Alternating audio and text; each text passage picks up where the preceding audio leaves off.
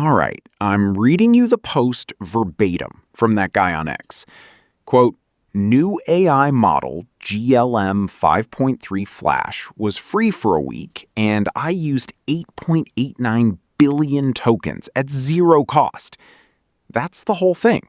No screenshot, no thread, no follow-up. Just that. 140,000 likes.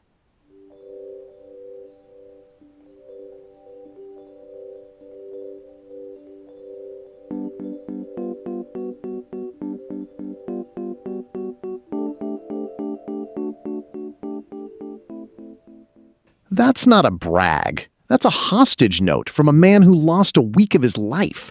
8.89 billion? Did he tape a brick to the enter key and go on a meditation retreat? Let's do napkin math, because I know you want. A token is roughly 3/4 of a word, so that's 6.7 billion words. For reference, War and Peace is 587,000 words.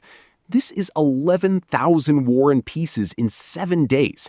I don't think he was asking for recipe substitutions.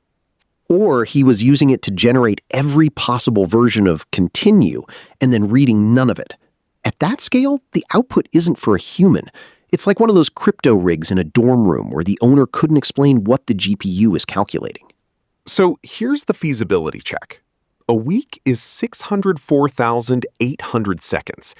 8.89 billion divided by that is about 14,700 tokens per second, sustained around the clock. Most free tiers throttle you to a couple requests a minute. So either he's lying, or they accidentally gave him a key with 0 rate limits, and he's been quietly renting half their data center. Right, so he's either a liar or an unpaid stress test. Both are true, just depends which slide of the pitch deck you ask. Wait. And here's what bugs me. If he'd paid for this, depending on the model's price, that's maybe $400 to $9,000, somewhere between a pawn shop laptop and a used Camry. That's not a heist, it's a Groupon for compute. The value was never the tokens. The value is the screenshot of the tokens. This is a man who looked at a gift horse and decided to waterboard it just so he could post the flow rate. Okay, but who does this? I mean, logistically, he had to write a script. He had to monitor it, probably, because a free tier isn't stable. That's a week of tending a digital furnace. That's not even free. That's labor. It's the same guy at the buffet who eats 47 plates of shrimp. He knows he doesn't want the shrimp after plate 6. He just needs to know the buffet lost money on him. Exactly. It's the upper density of obsession. We did a whole episode about people min-maxing their lives into nonsense. This is just token maxing. The number went up, and that was the only deliverable. If your API dashboard has a streak counter, you're cooked. It's the dumbest form of achievement, sustained throughput with no artifact. It's like bragging about how many steps you took on a treadmill that wasn't connected to anything. But can we admit, just for a second, there's a tiny bit of magnificence? Somewhere there's a guy, probably in a gaming chair, who ran a script for 7 days because somebody said free. The sheer logistics, the refusal to leave value on the table. It's not art, but it is a performance. A performance with an audience of 0 until the brag. It's the same energy as that supersonic trebuchet on Hacker News. Nobody asks why, just did it leave a crater? He turned a frontier AI into a hamster wheel and then posted the odometer. And the company let him. That's the part I keep coming back to. When you offer unlimited free for a week, you know someone is going to max the meter. You're counting on it. He's not an outlier. He's the business model. They wanted this exact post. Yeah, he gets 140,000 likes and a sore back. GLM gets a week of free load testing, raw log data, server stress metrics, and a viral ad from the guy destroying their service. It's crowdsourced QA with delusions of grandeur.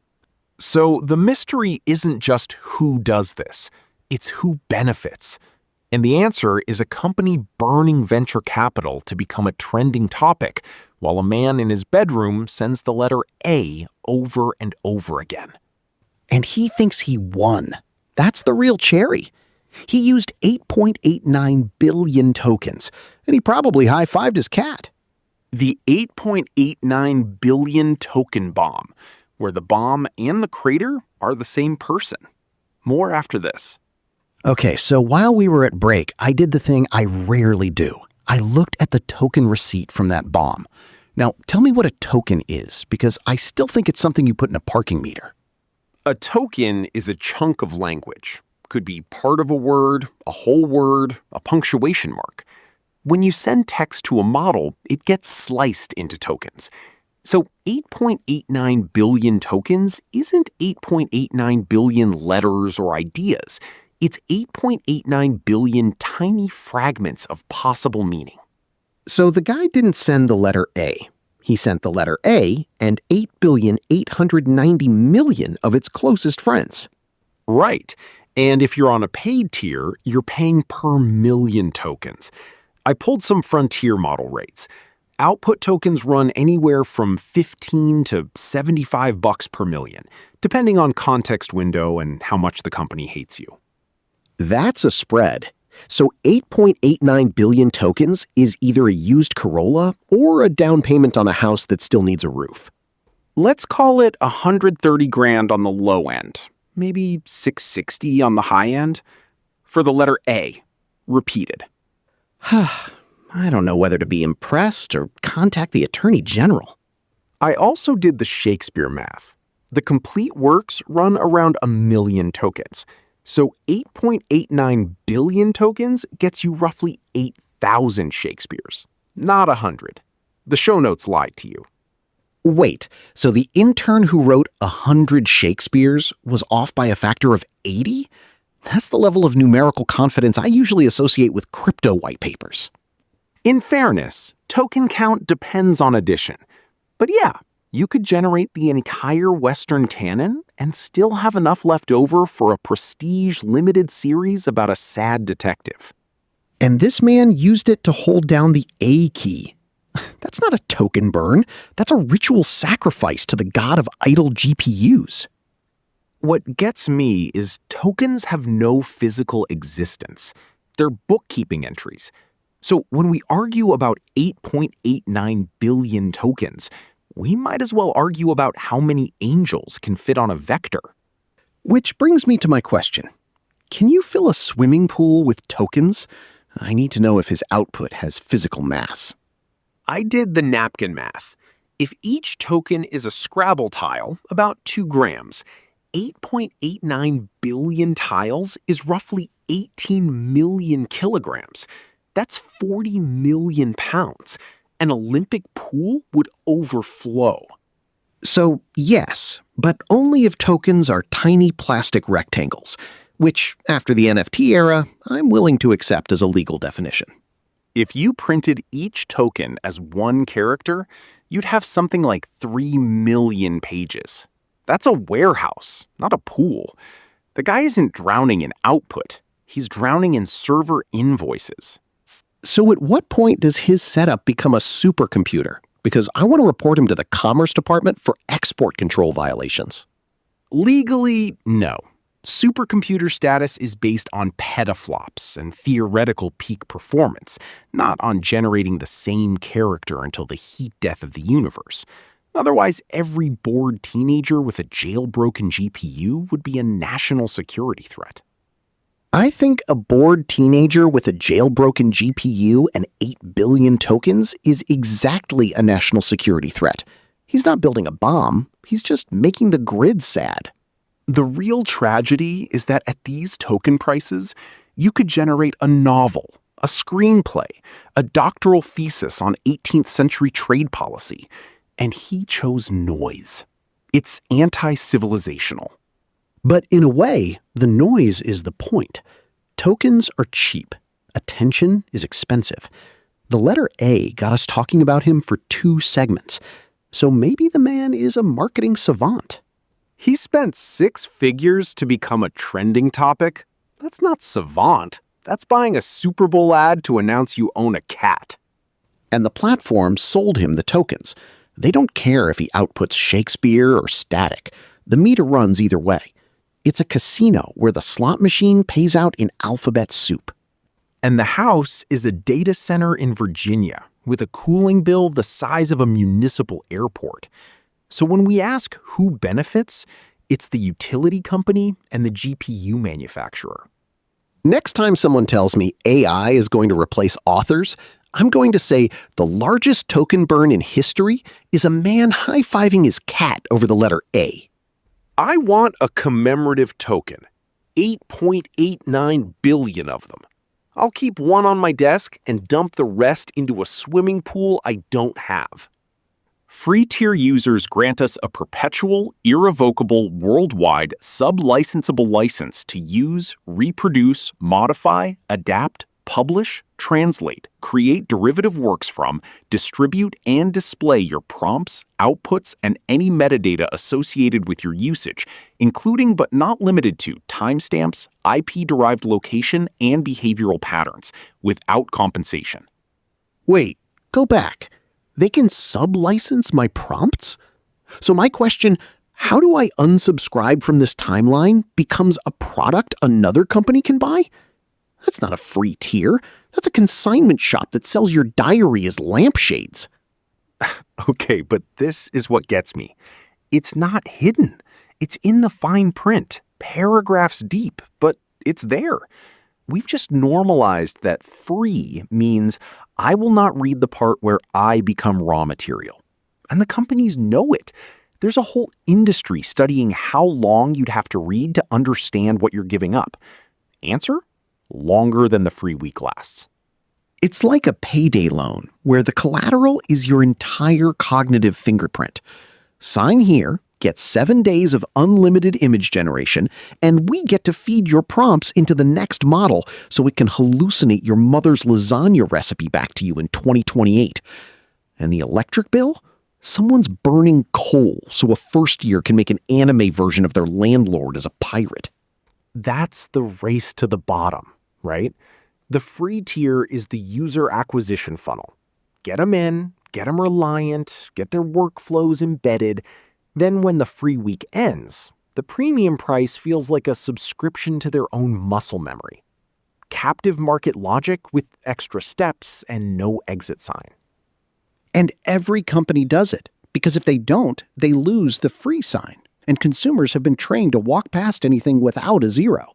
It's a prisoner's dilemma, where the prisoners are all trying to out-cheap each other, and the guards are NVIDIA and the utility companies. We're literally paying with our attention, our data, and the heat island over Northern Virginia. But this is where I get annoyingly regulatory. We have laws against bait and switch. We have laws about material disclosure in financial products. We have nutrition labels on cereal. Why can't we have a standardized data receipt for every free AI tier? Like, you are paying with 12 hours of behavioral telemetry, 47 prompts about your breakup, and 1 photo of your cat. Estimated market value, $0.00034. At least make the price legible. Because then the model stops being free and the entire marketing collapses. The obscurity is the point. If you saw the actual invoice, you'd demand a paycheck. And if your data is the product, maybe you should be getting equity. Not a coupon for premium. Equity. Or better, the whole thing should be a cooperative. User-owned compute, user-owned prompts, user-owned outputs. Then free means you're an owner, not a donor. I like that, but you know I'm going to say that's not happening next year. What could happen next year is the FTC saying free tier means no dark patterns, no auto-enrollment into data collection by default, and explicit, separate consent for training on my prompts versus just processing my request. 2 checkboxes. That's it. It's not revolutionary, it's just honest. And the companies will respond with a pop-up that has a decline button that's grayed out and a, sure, harvest me like a wheat field button in rainbow gradient. We've seen this movie. The regulatory checkbox becomes another dark pattern. The only thing that changes ownership is ownership.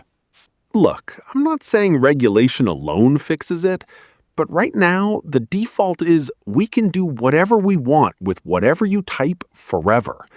If we flip the default to we can process your request for this session and then delete it unless you opt in, that changes the economics of free. It makes free tiers less profitable because they're not sitting on a data moat. Then maybe the price becomes the actual price and we stop pretending. And then the free tier dies, and everyone gets a $4 a month base tier, and someone writes a think piece about AI becoming elitist. But you're right. At least it would be honest. Right now, it's like a restaurant that gives you free bread, but the bread is made out of your own recipes. And when you ask for the recipe book back, they say, no, that's our bread now. Wait, that's exactly it. And the free week? That's the electric bill moment. Someone posted their usage after a week of free image generation. 4,000 images, 300 prompts. Enough electricity to power a small town in Michigan. And the company's like, great, thanks for training our next model. Here's your $0 invoice. The model now dreams of him. That's the part that keeps me up, not the data harvesting. We all know that's happening. It's the asymmetry of the dream.